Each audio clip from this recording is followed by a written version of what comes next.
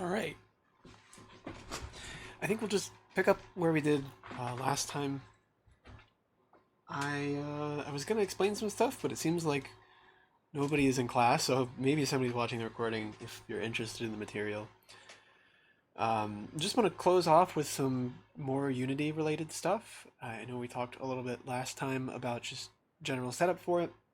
I wanted to finish talking about some stuff that you can use for app development if you decide to do it for that, and then just finish talking about some just built-in stuff it has for both app development and game development. For some reason, the project wouldn't open from last class, so I've gone and basically recreated it, added some extra things, if anything. So if we compile it now, I've added some motion to the camera so you can move it around, and then I've gone ahead and added some movement as well relative to the camera, and then some shaders and collectible here. And I will provide the code for this on Canvas if you are curious, so that will be up hopefully soon. You can look at the shader or the extra code for that. I guess I won't explain it right now since nobody seems to be here. But I suppose we'll at least go over how to do UI really quick and then just some basic functionality. What I have here is just a collectible, and it's just a cube and it rotates, and I have a script on it that just animates that, and then a particle system which you can create if you do right click and then create new. I don't know why it's not showing up, but if you create a new object, effects, and then particle system, that's what's creating this effect here, you can see. So if I click on this, you can see the particle system is animating, which is just showing this kind of effect here. Another thing to note, we talked a little bit last time about just having children as a thing. So I could like attach things to a specific object and they'll kind of move in the same way. If you're doing a particle system, I recommend not attaching it as a child directly to the object that you want it to be a particle of. So here, let's just say I attach this to this cube that we showed earlier. If I attach it as that, you'll notice when it finishes rendering here, or compiling here, if we move over and look at it, that the particles are kind of rotating with the cube, which is not necessarily what you want. So what I have here instead is I just have them both as the child of an empty object, which we didn't talk about last time, but you can have the ability to go up to the top and click Create Object, create empty or empty child. Either one of these is okay.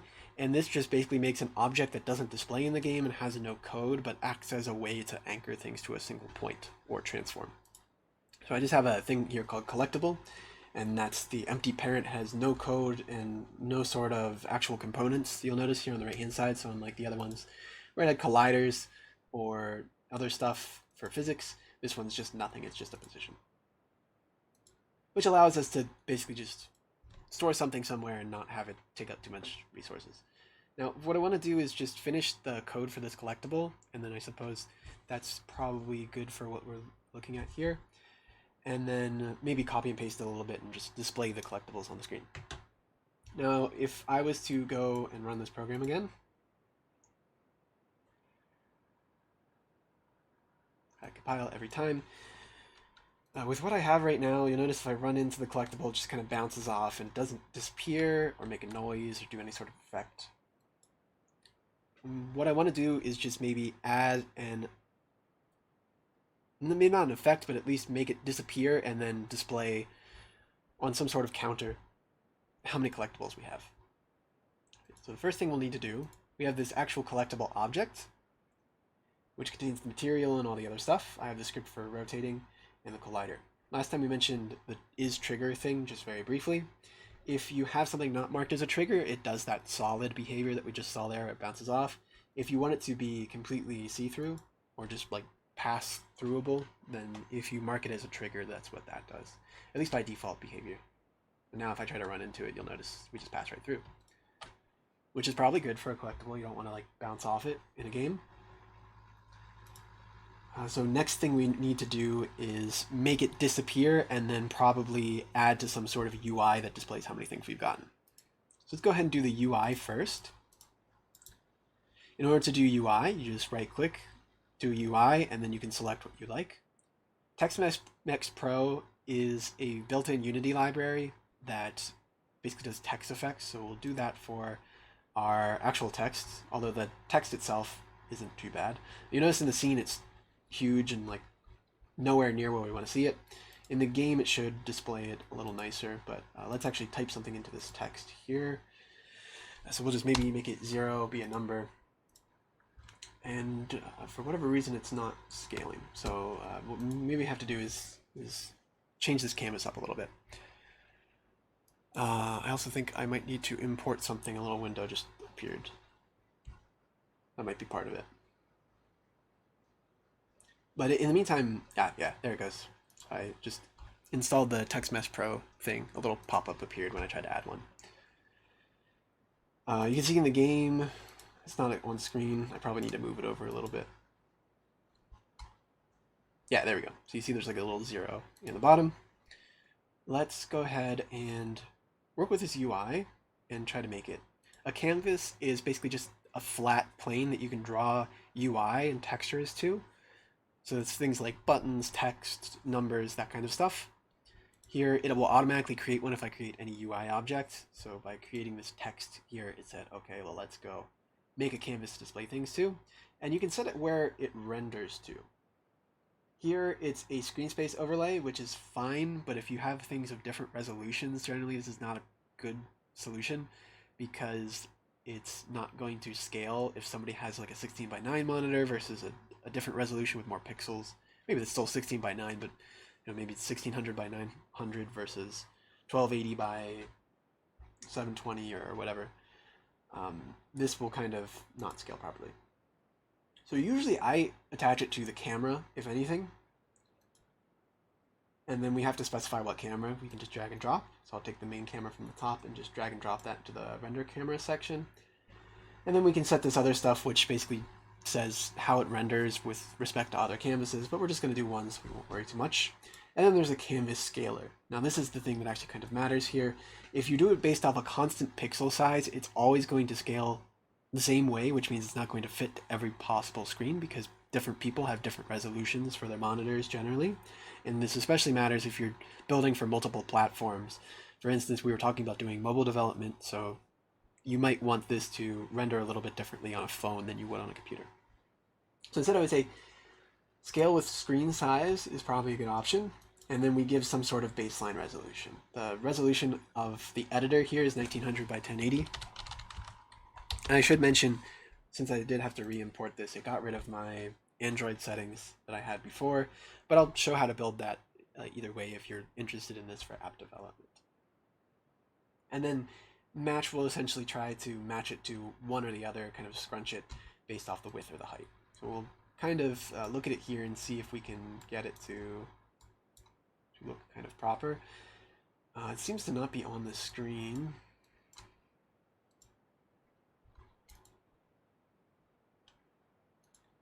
If I run it now, maybe it's just not showing in the game window. Weird. Alright, let's play around with it a little bit more. Double click on the canvas.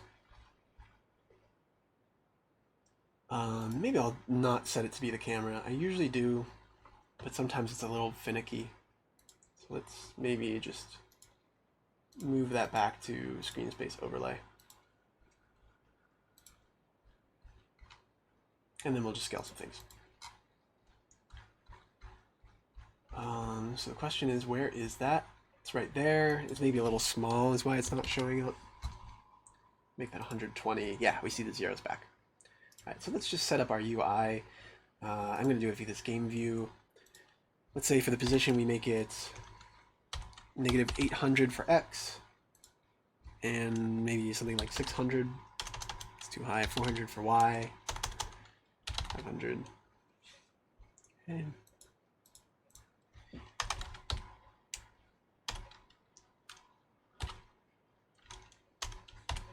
Do something like that just to display how many of these cubes that we've collected. And then we could change the font, we could change the colors about it. Maybe just make it yellow so it kind of looks like the cube. That's probably good. You can also add things like images to this. So let's just say I go here and do, I don't know, raw image is fine. See, by default, it just makes it a square. You would normally insert like a PNG or a JPEG here that actually is the image that you want, but I'm just going to go with the square and just color it yellow and be kind of lazy about it because we're just doing something real quick. Maybe make this over on the side. And then maybe make this something like that. I forget what this was exactly, 500.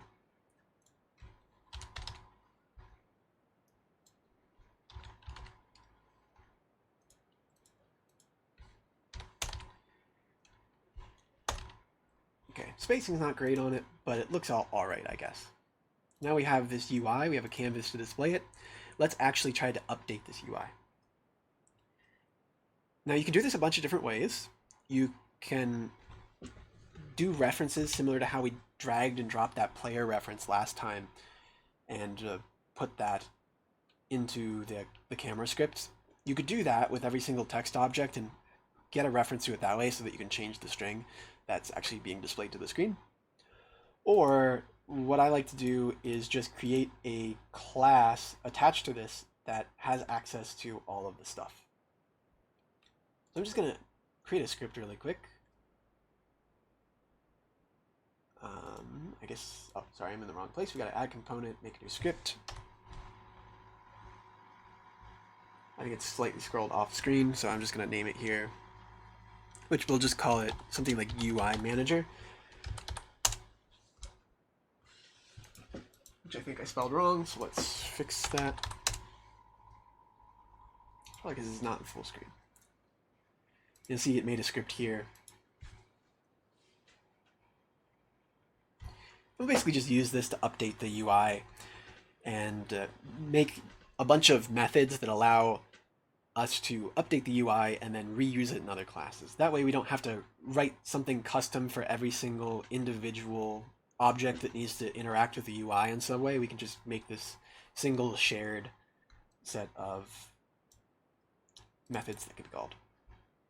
Here I'm going to open up this UI manager. I think this is a good example of where you would want to make something static. We'll see when it opens here. This mono behavior is for things that actually interact and do things in the game, like the player or a camera or stuff like that. I don't think it makes sense to do with something like this, where it's just going to statically update some things. So instead I'm going to make a static class, which is not an option in C++. So I guess this is kind of a new thing. And because it's not inheriting that anymore, it doesn't have a start or an update, which is fine. But you can mark a class as static in C#, and all this means is that all of the methods that belong to it also have to be static, as well as any other variable members, they have to be static. This is useful if you want things that are callable pretty much anywhere. So the question was, can you have only one static class? You can have as many as you want. You can think of it as equivalent to doing global functions in C++, where you write a function that you want to be able to use it anywhere else. Like, I'm trying to think of an example, but I guess with our friend functions, we've done that so far. Or with any of the functions that you implemented in CS135, those were all global and static, meaning that they didn't require an object instance in order to be able to call them. If you want to make a collection of methods that you can call that don't require an object, in this case I would say that makes sense because I don't necessarily need to have a specific object or like enemy or player in the game to be able to update the UI, then I would recommend making it static. And the only reason you would do this versus a global function like in C++ is the fact that in C# there is just no global scope. Everything has to be attached to a class just because that's how it works. And so if you do it this way, it essentially makes a class that you can't instantiate, but is just like an organized way of keeping methods together. So basically I'm just saying, hey, here's a group of methods, and this is the moniker I'm giving them as the UI manager. So basically these are just methods we can use anywhere, and they're just the namespace that they belong to. Well, I guess it's a class, but you can use it kind of like namespace is just UI manager. So I think we'll have one called static void. And in hindsight,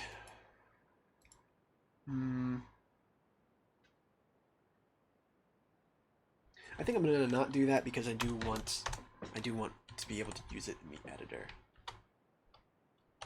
I wonder if this works. Let's try it first. So I'm going to serialize a field, and I'm going to make it. So we want the UI for the text is really all we need. I'm going to say tmpro.text mesh pro. I think Ugui is the name of it. And we'll say this is the collectible text. And then I want to make a static void function that does update collectible text. That should be capitalized because this is Csharp collectible text.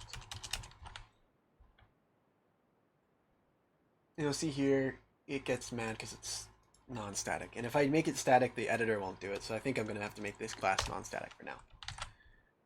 But things like saves and UI, if you have some sort of static reference, then I usually at least make those static classes. I guess we're going to keep it simple, so we'll just leave it like that. But we'll keep a reference to the actual string, the thing that holds the string at least, which is this object tmpro.textMeshProUGUI, which is going to be the actual text on the screen. And we have an update collectible text, and I think what we'll do is we'll just keep int collectible count, maybe. That just keeps track of how many things we have. One nice thing about what's it called? Csharp is, unlike C++, if you want to do a static initialization of a variable that is static, you don't have to go and do a declaration and then later write it outside of the class. You can just write it right there. It's fine. It will be able to handle it. And for that matter, I don't think I mentioned it last time, but Csharp has no declarations of functions. It's just definitions. You don't have to do the separate thing and then write the colon and write it in a header file or any of that thing. You just throw it in one file, which I'm not just shortcutting it. That actually is just how Csharp works. But we'll do an update collectible text, and I think what we'll just do is we'll make the collectible count go up by 1 and then update the text. We have this collectible text object. In order to get the string that belongs to it, oh, it's calling the method for some reason. Collectible text. This is, dang, all right. Well, it's non-static, so I have to make the function non-static. Collectible text.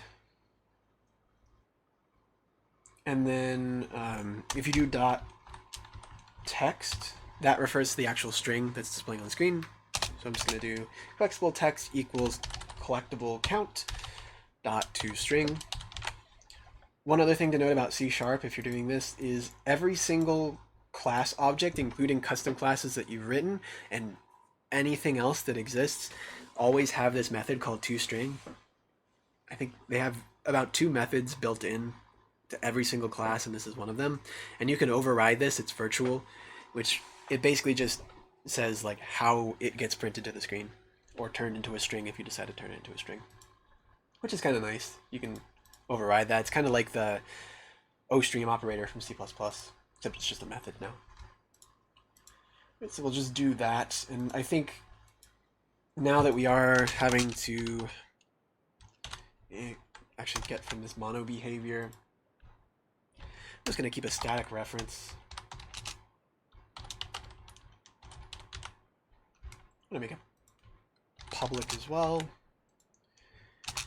just called main canvas void start.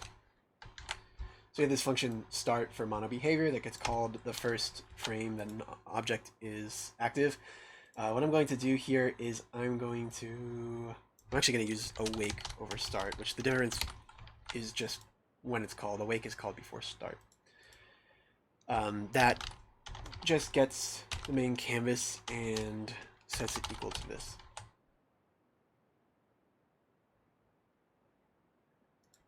Dot game object.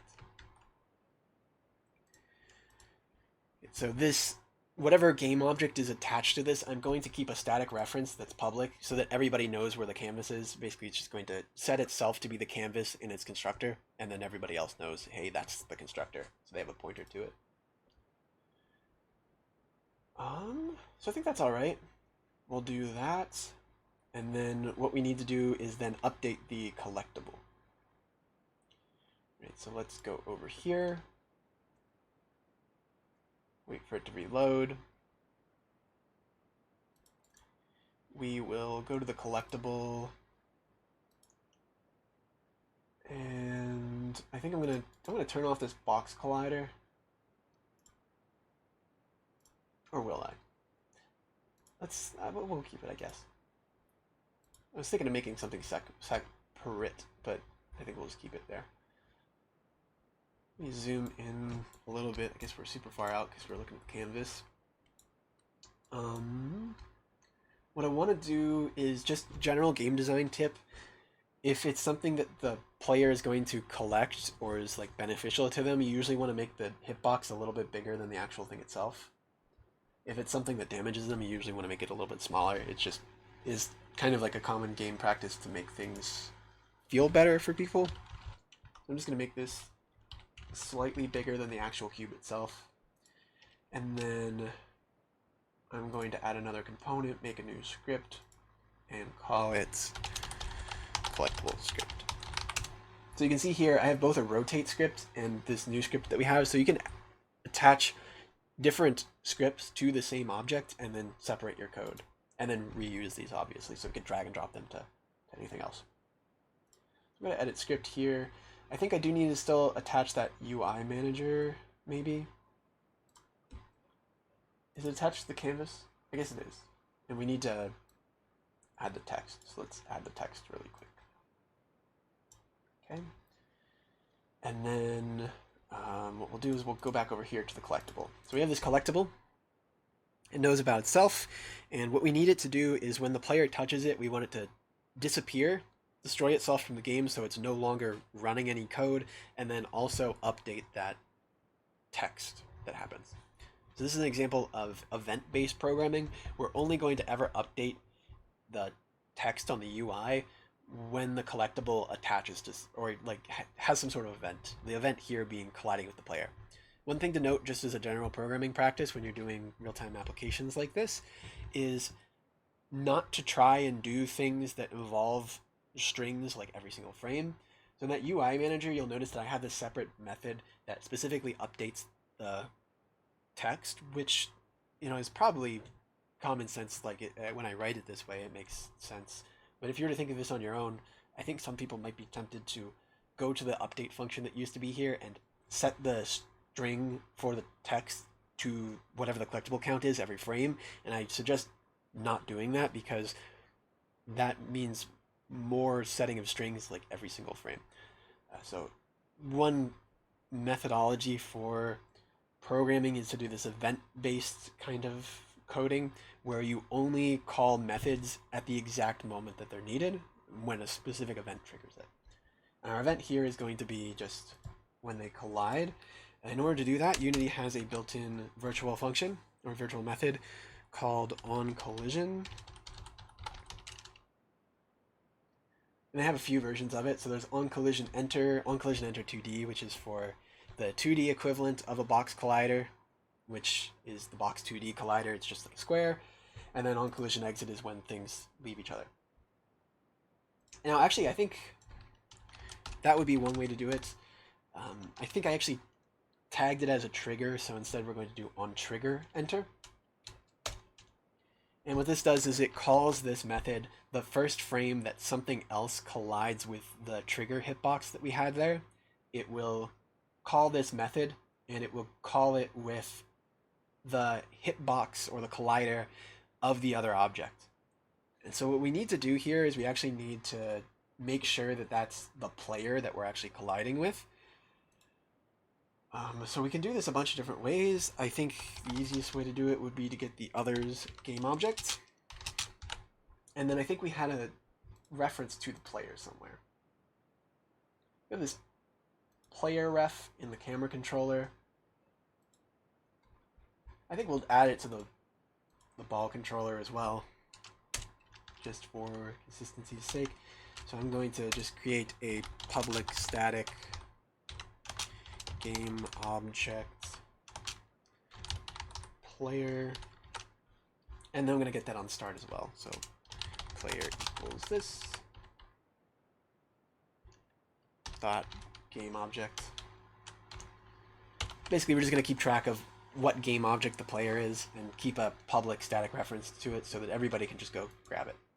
Actually, one thing I should mention, I haven't been doing it, but C# also supports getters and setters as like a built-in feature where you don't have to make separate methods for it. So let me actually do that really quick. What you do is you simply put get and set. And if you just do the default one like this, it will just base it off of whatever the modifier is already for it. So this is public get and public set, which is no different than just having a public variable. What you can do then is you can set modifiers in front of get or set to modify those specifically. So here, let's just say I want people to be able to publicly get this, but not be able to publicly set it. So only this class should be able to set this variable. Nobody else should be able to do it. Then I can put a private set here, and now it will stop me from setting this privately if I use this variable, but it will allow me to use it in a get context publicly. So just a nice C# feature. You don't have to write separate methods for that. It allows you to build it in. Anyways, back to this. What we wanted to do was when we have something enter this trigger's hitbox, we wanted to check what kind of object that was, because maybe two collectibles ran into each other. In that case, we don't want the collectibles to like collect themselves. Or if we had enemies in our game, we also don't want them to be able to collect collectibles. So we're going to compare this to the static reference we just set, which was in the ball controller class, and we called that player. So if those two are equal, then we can go and do our code.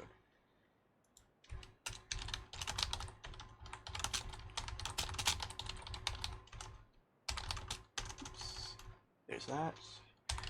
This. And what we wanted to do is we wanted to update the UI, and then we wanted to basically deallocate itself, which Unity has a built-in method for. It's called destroy. You can either call it on itself, or you can call it on different game objects. So it has two overloads. So yeah, you'll see it says 1+1 overload over here. One is with no arguments, which means to destroy this thing. I actually need to use a game object to call that. So I'm going to use the current game object to destroy it. I must be wrong. I thought you could use it as a member method, but I must be wrong. I suppose it's just destroy and then whatever the game object is you want to destroy. I think there's another overload, but I don't remember what it does now. But what this will do is it's going to destroy itself, essentially. So this object will kill itself, and then what we also needed to do is we needed to update the UI. So we have a UI manager, and then dot collectible. It was like set collectible text or something.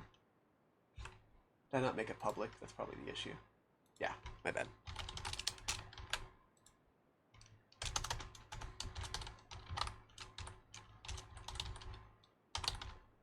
Oh, right, and we had to make it non-static. So I need to get a reference to the thing, which I think was called main canvas, and use that to then do the collectible text.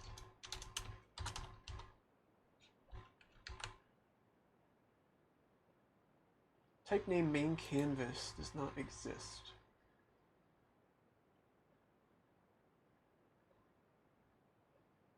Oh. Yeah, I need to make that a UI manager.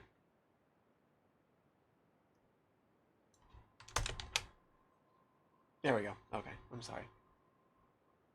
That should work now. Dot update collectible text. Okay, cool. So now this should update the collectible text and then kill itself. Much like in C++, when you do destroy, it does delete the reference to that object altogether, so make sure you do any sort of final code before you call the destroy, and if this needs to do something after its death, that you either just hide the object and kind of disable it, or you kick off another thread, which we don't talk about in this course, but essentially start another program that executes at the same time as this is dying. I don't think I'm going to get into that, but you do have to be careful with using the destroy method, because once something is destroyed, its code is just, it stops executing.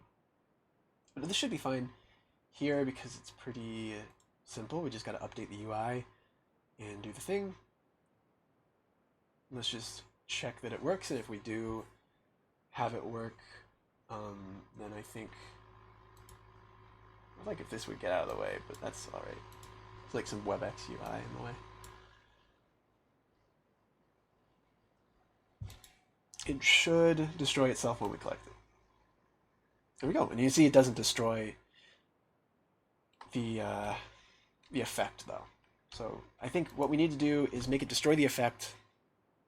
I'm not going to add any sound effects because we have to import those, but you could totally do that. This does support sound effects and particle effects and stuff like that. So what I think I'm going to do here is to this script that's the UI manager, or not UI manager, but the collectible script.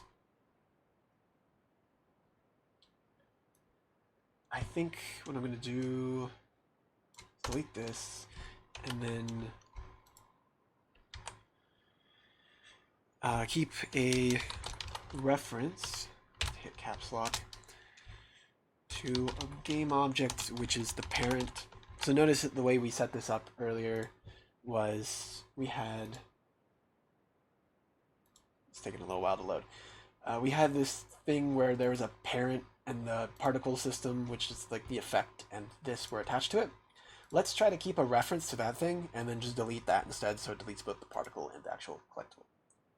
Here I'm just going to drag and drop that over, and instead of destroying the game object, let's destroy our parent. And that should now destroy everything attached to that parent.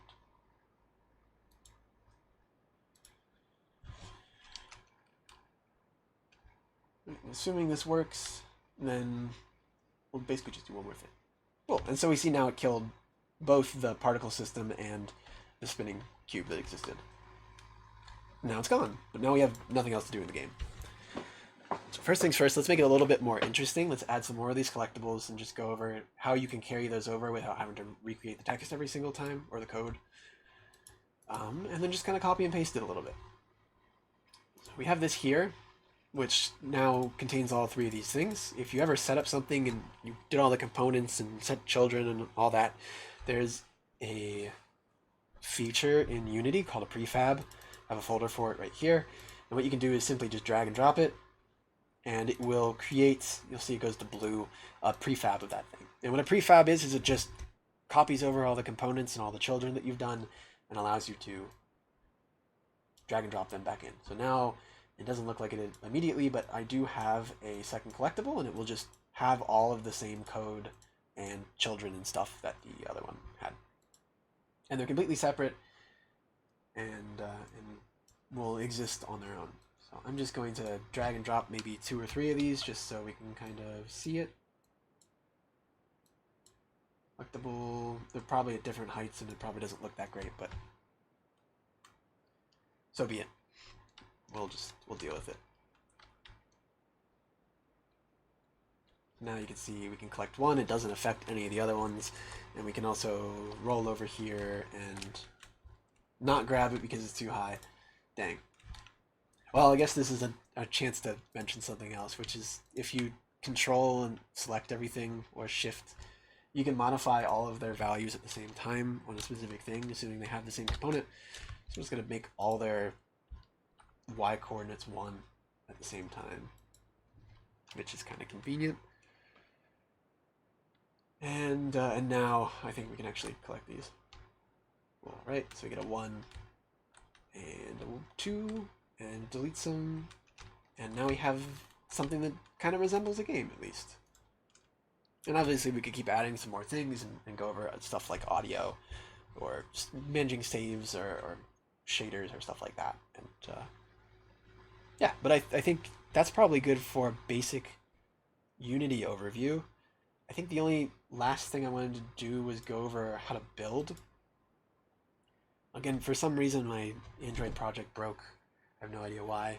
If you do build and run, it will build something and then also run that executable that it builds. You can also go to build settings and just click build here, and whatever you currently have the platform set as, so here last time we set it as Android, right now it set it back to PC, then it will build an executable for that specific platform. So here on a PC it's going to be EXE, and it'll include all the relevant resources and whatnot. If you do Android, it will build it as an APK, which is the installer for Android. If you do it as iOS, I actually don't know what happens. It's normally called an IPA, but I don't know. iOS is really strict about when you're allowed to install things on their machines, like their phones. So, or Apple is on iOS is strict about that. So it may create an installer, or it may create something that forces you to go to the iOS App Store. I'm not too sure. But I guess I'll just hit build here. It'll ask you where you want to build it. I don't know, we'll just make a folder called build. Throw that in there, select this.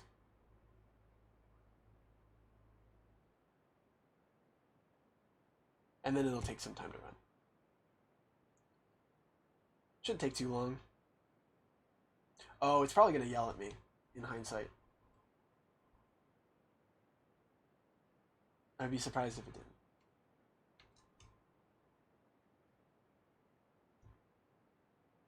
I guess we'll let it go, but what you should do is you should add open scenes. I think it was fine just because there was only one scene. But you should add open scenes. This little button, you'll see it threw the scene in here. These are just the rooms, if you remember from last time, that the game handles. Whatever you have as scene number 0 is the one that the game starts on. So usually you want this to be like a title screen or something. This is also how you switch scenes, is you can either look it up by the name, which is a string, or you can look it up by the ID. But I think we're just going to keep it this way. That's fine.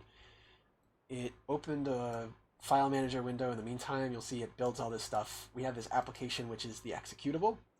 This is the actual game itself. If you were to distribute this to people, then that's what you want to do. And unfortunately, it opened in full screen on my other monitor, so you can't see it, but it is just our game, except maybe running a little bit slower. I think there's actually one thing I want to leave with, because I notice it's probably why the game is not running great on that other screen. Oh, right, and if this is Android, it will give you an APK. You give that to somebody to put on their Android device, and it will install it. If they just double-click on it, it will ask them if it's a security risk, and then they can install it. One extra thing I should mention that you should usually do, and I should have done here to begin with, is when you do movement. So I mentioned I reworked all the camera and the movement, and I can explain this if you want. I'm going to upload the code anyways, but I have this stuff where it moves relative to the camera. One thing that you should do, rather than always update based off of a constant speed, is you should actually update based off of not necessarily like the frame rate, but how fast the game is updating. I guess that's related to the frame rate.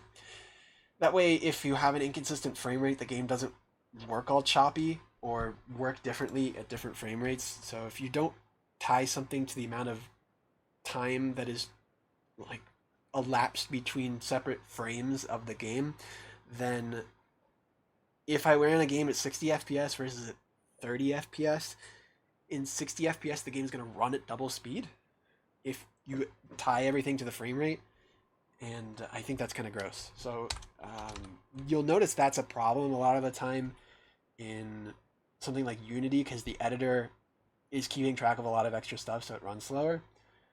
In order to do that, there's a class called time, and it has a thing called delta time, which I'm going to add here. And the delta time is just how much time in seconds. I think it's measured in seconds. Yeah, from the last frame to this frame. And so this allows you to scale things based off of the FPS. This will be a smaller number if it's 60 FPS because less time is elapsed between frames in a 60 FPS game, and it will be bigger if it's like a 30 FPS game. So I think I'm just going to throw that in there. It probably doesn't control super well. I'm sure I could polish it, but I won't take your time doing that. But just in general, use delta times. Almost every API has this. Unity, Unreal, Monogame, tons of stuff have this delta time. You should do anything that's going to move something or be physics related, you should tie that to delta time instead and scale things accordingly. Right, so I think that's all right. And I think that's everything about Unity now. Did anybody have any last questions or anything else they wanted to go over with related to this?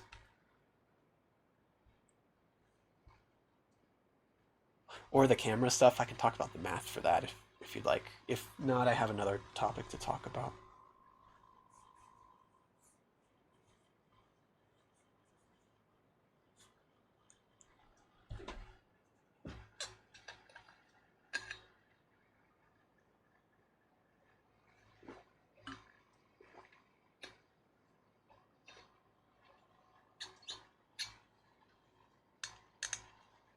Okay, fair enough. Sounds good. I guess we'll talk about something else for the last couple minutes. I'll put this all up on Canvas. There's some stuff that I didn't go over here, but feel free to look at the camera code and all that. I did throw in a shader as well if you're curious about shaders. So there's that there, which is why this has like a blue outline around it. That. Okay, so let's exit out of that. Let's go back over to this. And then I got a request to talk about binary search trees. Let's talk about that a little bit. It's usually a 302 topic, but it doesn't hurt to know about now. So with what we've done in something like 135 in this class, then if you have an array full of stuff, let's say like this, and you want to search for a number, let's say look for 7, we do a lookup. And the way we normally teach that and do it for these classes is we do a linear search, which just means we start at the beginning. This is index 0, 1, 2, and 3. We start at index 0. Check, is that 7? No. Is the one at index 1 7? No. Is that 7? Is that 7? And we just check through every single thing, right? It's kind of a naive approach to searching for something because it's common sense. It's the way you would think to do something like a lookup. Just if you were asked and you had to give an answer like the first time you're asked about it without knowing anything prior. So this is a naive approach. There's a linear search. Naive. I'm sure there's one of these dot umlaut thingies over this. I don't remember what letter it is though, but this is a naive approach. And we can do better than that.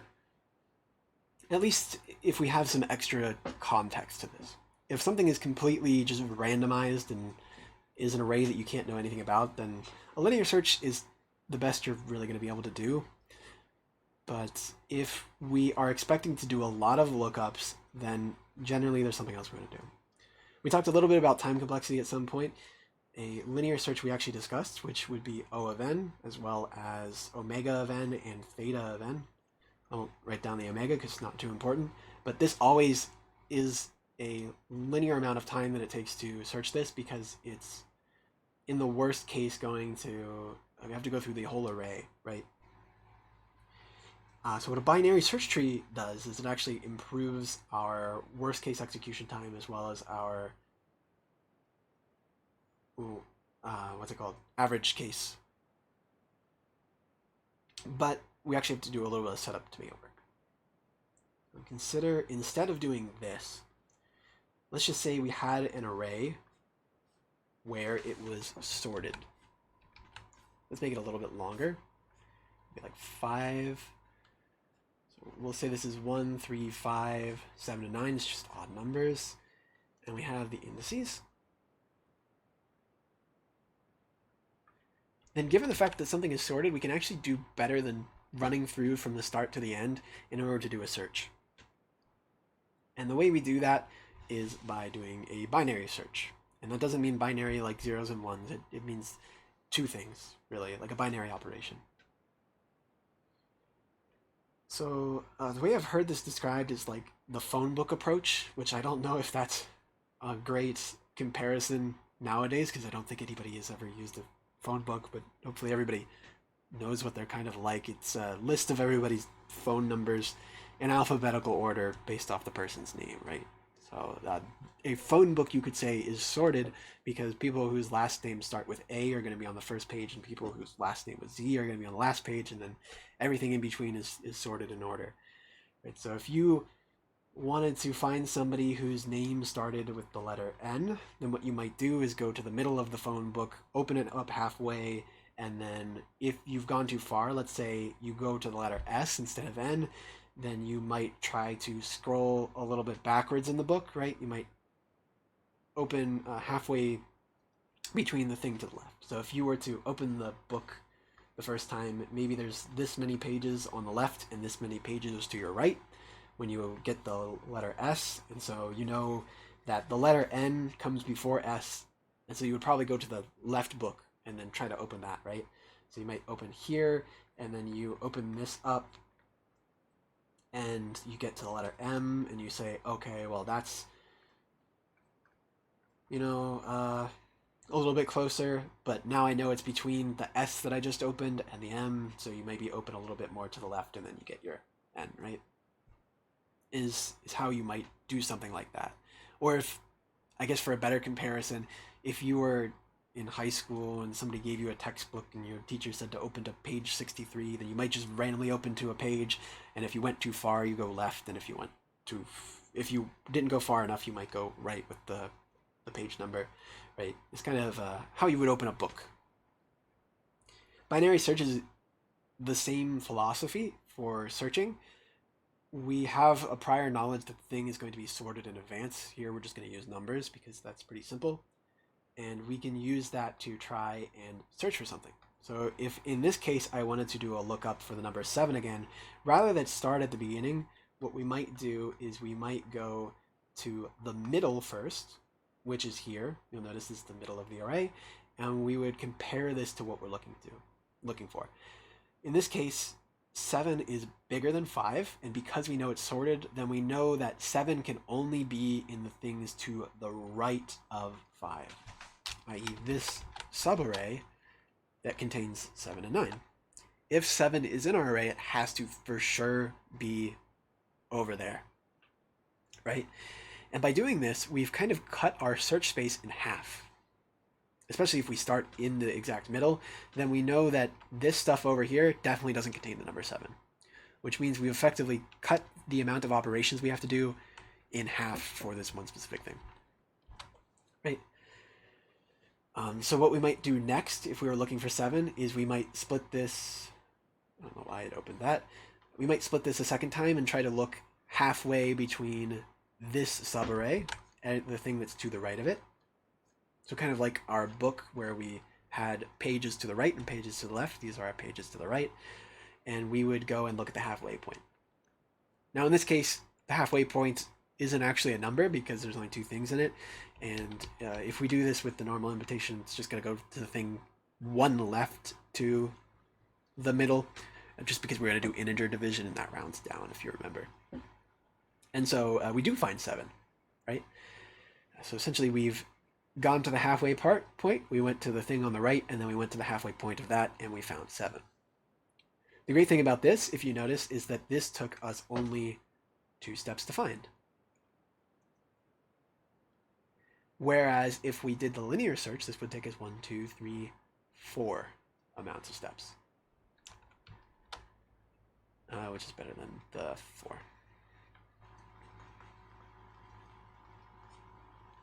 So we've actually done a lot better. And actually, if we had a really long array, it would do much better than just half the amount of steps, it would do, well, significantly better. So this algorithm, I don't know if you want me to prove anything, but I will just say, I'll leave it up to 302, that this is O of log n. Log, if you remember, is an operation that does the inverse of exponentiation. So this is actually log base 2. In computer science, I know in other applications, if you write log with no base, they assume it's 10. In computer science, it means 2 because we do binary so often. And because this splits it into half every single time, it's kind of the opposite of doing exponentiation. That's why this is O of log n. Now, the nice thing about that is that log n is always less than n. Which again, I won't prove unless we have time. Maybe I'll show the calculus as to why that works. But just generally speaking, n looks something like this, right? So it's only positive, so we'll just do the first quadrant only. Looks something like this, and log n looks something like this-ish. So it's bigger for a little bit, but it eventually like levels off faster than n does. Which means that it's going to take less time if it's a lower number. And that's why this binary search is so good. So that's our intuition, at least. Let's try and write an algorithm for it, and then let's also try to visualize it a little bit as well. So the reason why they call it a binary search tree is because they'll usually pretend that this is a tree. I'm still going to write everything as an array for the sake of our examples, because that's how you should try to implement it. Most of the time, I would say, at least if it's not dynamic or online, where you're going to be updating the contents of the array constantly. If you know it's just going to be one static thing and the array contents aren't going to change, then I would just recommend doing it as an array. And the way we're going to do this is we're going to essentially use the middle as the top of a tree. So what we're going to do is we're going to set this to be our top, the top of our tree, and then we're going to basically look at the array to the left of it and the array to the right of it. So first, let's do the array to the left of it. This is going to contain no middle. So perhaps I should make a little bit longer of an array first.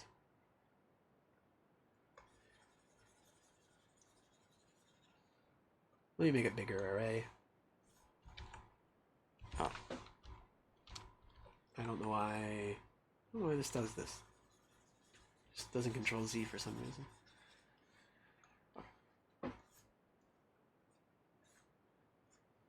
Let's say I have 1, 2, 3, 4, 5, 6, 7, 8, and 9. In this case, 5 is still our middle. And then we have these two things to the right and to the left. Actually, let me make this a little bit smaller. I want an odd number to the left and to the right just to make it a little more obvious. So let's say this is our array. 5 is still in the middle. And then we have this thing to the left here. Now the rule when we're doing binary trees, the keyword binary here is that every single node in our tree is going to only ever have 2 children. So this here is going to be our head of our tree. It's going to be whatever the thing is in the middle of the array. And then whatever are going to be its children are going to be the middle of the array to the left of it, the subarray to the left of it, and the subarray to the right of it. If we look at this subarray to the left of the number 5, the middle of that would be 3. And if we look at the array to the right of the number 5, the middle is 7. So the children of 5 are going to be the number 3 and the number 7. And then if we look at 3, this has an array to the left of it, an array to the right of it in the subarray that it came from. So the subarray it came from was just this 2, 3, 4 part. The 3 has the 2 to the left of it and the 4 to the right of it before it hits the dividing point, which was the 5. So the children of 3 are going to be 2 and 4, and those will be our leaves. And then 7, if we look at this subarray, then the array to the left of 7 is 6, and the array to the right of it contains 8 as its middle node. And there we go. That's what we have as a tree here. And the reason why this tree is important, even if we're not going to actually do this with nodes, with pointers and stuff, is that it allows us to kind of visualize how this process would work if we were to search for a number. So let's say we did the example again here where we wanted to look for the number 7. What we would do first is we would check the middle point. And so we would say 5, all right. Well, 7's bigger than 5, so it's got to be to the right of it. It's got to be in the array to the right of it, because anything to the left of 5 is going to be too small. And so what that tells us here is if the number is bigger, we're going to take the right path in this tree. And if it's less than that, it's going to be the left path. So if we're doing a lookup of the number 7, we're going to take the right path first because 7 is bigger than 5, and then we check the next thing there, and if it's bigger than it, we're going to go to the right, and if it's less than it, we go to the left. In this case, it's actually equal to it, which means that this node is the number we want, and we found it, and we can return the index that it's at the array, or if this is an actual node that contains data, then we can use that to return the data as well. Okay. This also means that if we do some sort of thing that misses, like let's just say look for the number 9, that it also misses much faster than a linear search would as well. So let's say I ask this tree, hey, can you find the number 9 for me? It starts at 5. It knows that 9 is bigger, so it takes the right path. It goes and checks 7 and says, well, how does 9 compare to that? It's bigger, so it takes the right path. It gets 8, and it says, well, it's still bigger than that, and it takes the right path. And we're at a leaf, so it's done, and there's nowhere else to go, which we'll have to keep track of when we actually do the implementation. But here in this picture, we can kind of see that it hits the end of the tree, and therefore it's done. And so it knows for a fact that 9 is not in the array within 3 steps. And if you're observing, you might notice that the worst it could ever do for any possible number in this thing is 3 steps, right? If it always starts at 5, the worst it can ever do is follow all these paths till it hits the very end, and 3 is the worst that it could do in this case. Compare this to if we wanted to search for the number 9 in our array using a linear search, then we'd have to check every single thing, which would be 1, 2, 3, 4, 5, 6, 7 things. Right? So that is considerably better. Again, you'll notice it's more or less than half of it.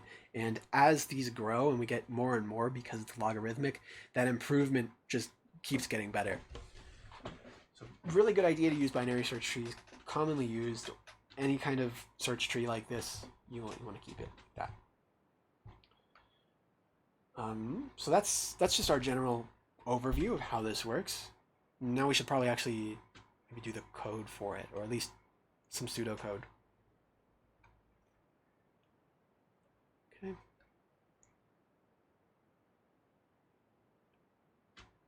So I think for the pseudocode, what I usually do is I keep track of a variable for the size of the array. We'll just say it's 7. We'll do the example from last time. And I guess we'll do this as a function. So let's do an integer returning function just called lookup that gives us the array. We'll say it gives us the size. I won't even just hard code it to 7. And then it gives us the number that they want to look up for.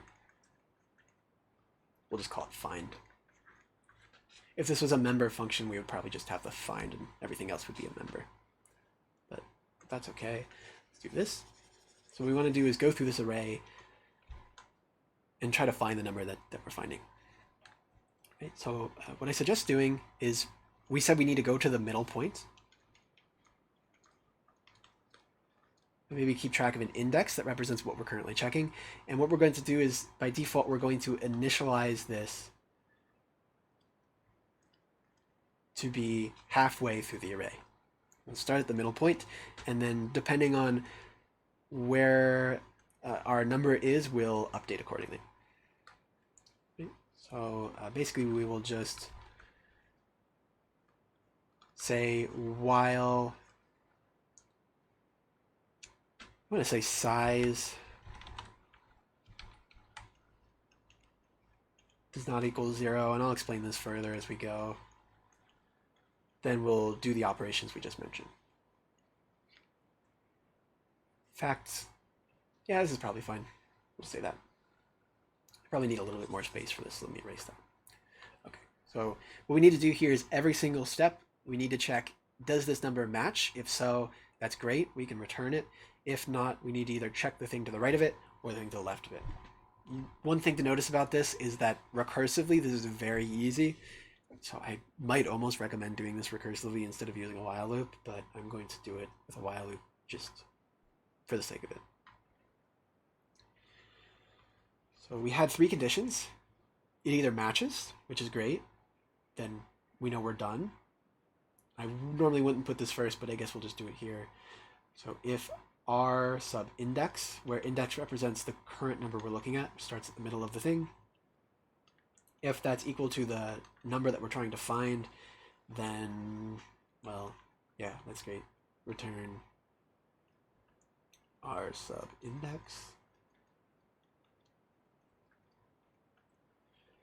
Okay, and then we have another case where if it's greater than, then we want to look in the thing to the right of it.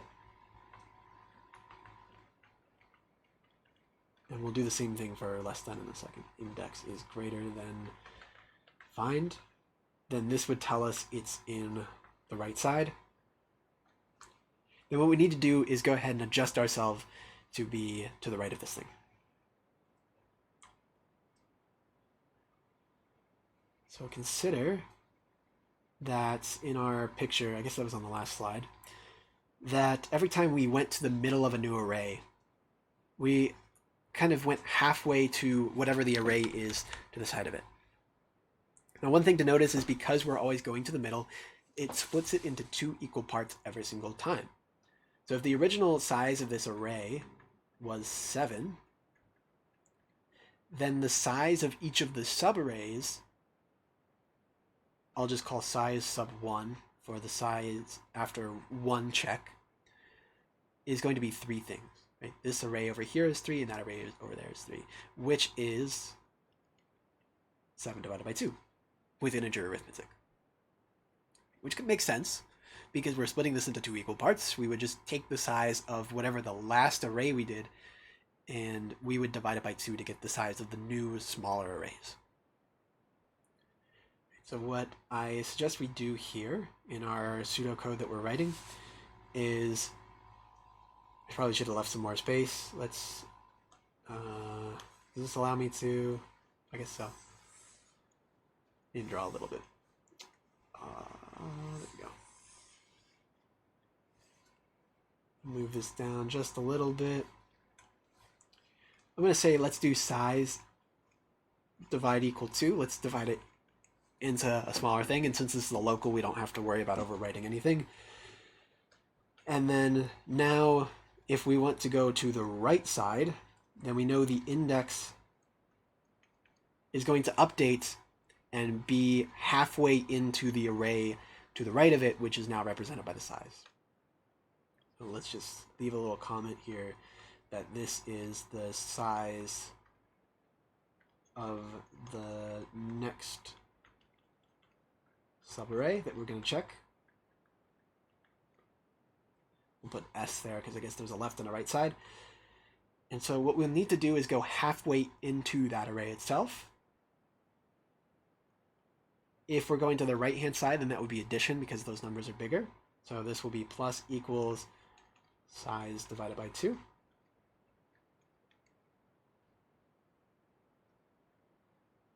If we go back to this,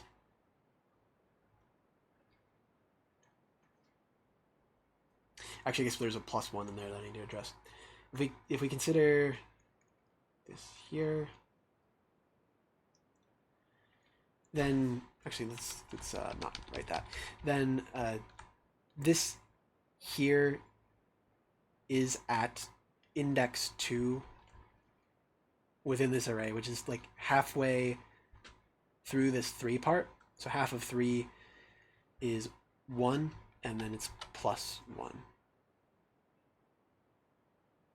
I think that's right. Let me just make sure I'm not losing it. Yeah. You can... I guess you're just going to have to trust me on that one. It would be easier to show if we had a bigger array, but I don't think I want to draw something that's like 20 big.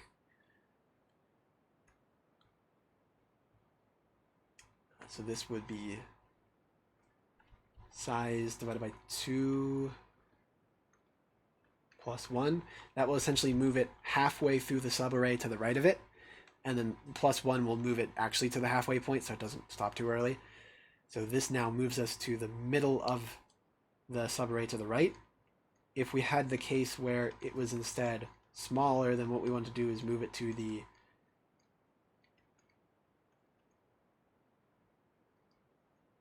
middle of the subarray to the left.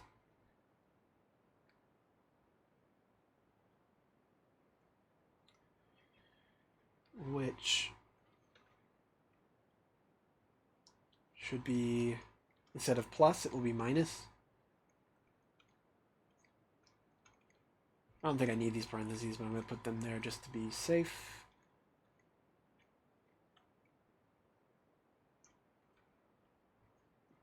And that would be it. So these are really our only 3 cases, right? We either found it, it's too big, the thing that we're searching for is too big compared to what we're looking at, which means we need to go to the subarray to the right. The thing that we're looking for is smaller than what we're currently looking at, which means we need to go to the subarray to the left.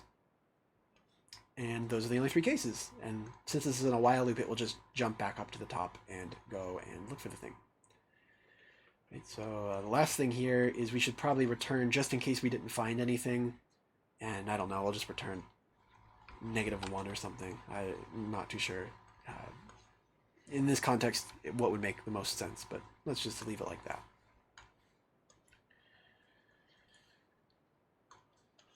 Cool. So this should, if we were to actually throw it into a compiler and run it, it should be able to find something quickly.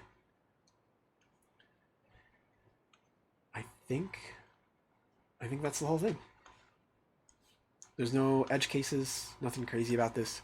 It's more just understanding what these 3 things do. Were there any questions on why this works, or did you want me to review any part of this, or does it seem okay?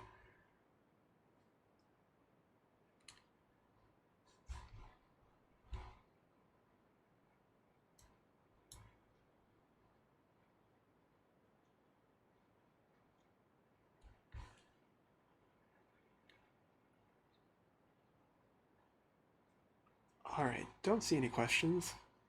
So I guess we'll assume that's all right. I guess the closing thing to mention on this one, while the lookup is great for this because it's that login that we mentioned and it's super fast, you have to consider that this requires the setup of sorting the array first. So it actually is a little bit slower at startup because you do have to make sure the array is sorted for this to work correctly. So if you're doing something that's a really simple application, maybe only needs to look up one thing or just doesn't do a whole lot of lookup, then it's probably not worth it. But if you're going to do something that is either online, not meaning like internet related, but just receives more data over the course of its lifetime, or you're going to do lookups a bunch, then this is pretty good for it. And this is the common lookup method. You'll find that a lot of things do it this way. Okay, so I don't think I have anything else that I want to prove about this. And we only really have 5 minutes left. I don't think I have anything else to talk about. So, unless anybody had questions on the assignment 9 that just went up, or the extra credit assignment, I think we'll just end class a little bit early. So I guess I'll stick around if you have any questions on those 2 things. If not, I'll see everybody Tuesday. We only have one more class before study week, so I'll find some sort of topic to talk about before then. And then Thursday's Thanksgiving, and then the week after that is study week. So we'll probably just go through the whole rubric, and if we have extra time, we'll talk about something. I guess we'll try to find something. All right. So I'll see you guys later.